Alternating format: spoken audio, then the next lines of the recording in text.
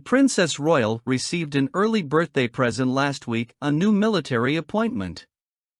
Happy birthday, Princess Anne! The Princess Royal turned 73 on Tuesday, and King Charles was among the first to send a celebratory message on social media. Wishing Her Royal Highness the Princess Royal a very happy birthday today, the royal family tweeted with a birthday cake emoji, posting 2 photos of Queen Elizabeth's eldest son and only daughter. The first shot showed Anne and Charles, 74, sharing a smile on his May 6 coronation day. The newly crowned king beamed in the imperial state crown and robe of estate, while uniform-clad, and looked at her brother with love. Their tight bond was clear in the Buckingham Palace snap from royal photographer Chris Jackson, who noted on Instagram the picture was previously unseen, just like it was in the throwback photo. Courtiers completed Anne's birthday post with a childhood shot of her and Charles, taken at Clarence House in July 1951.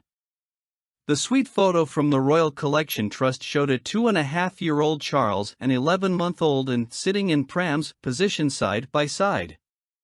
The future king held his baby sister's hand and leaned to speak to her in an image that might look familiar.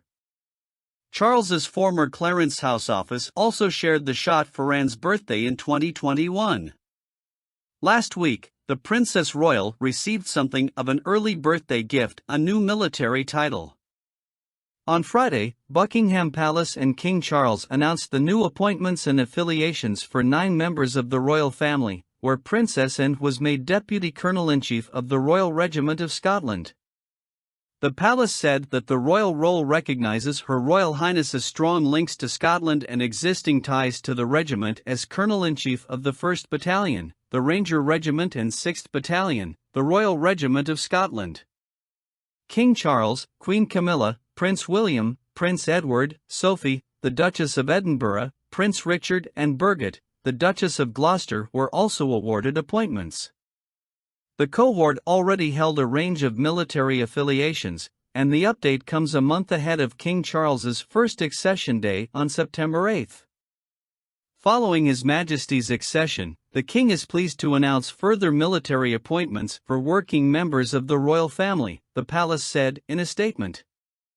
The new appointments will continue to reflect the close relationship between the armed forces and the royal family in His Majesty's reign. Princess Anne was perhaps tapped for a special assignment on Coronation Day because of the close bond she and Charles share. Following the crowning of the King and Queen Camilla at Westminster Abbey in May, the Princess Royal trotted into the spotlight as Goldstick-in-waiting for the parade back to the palace.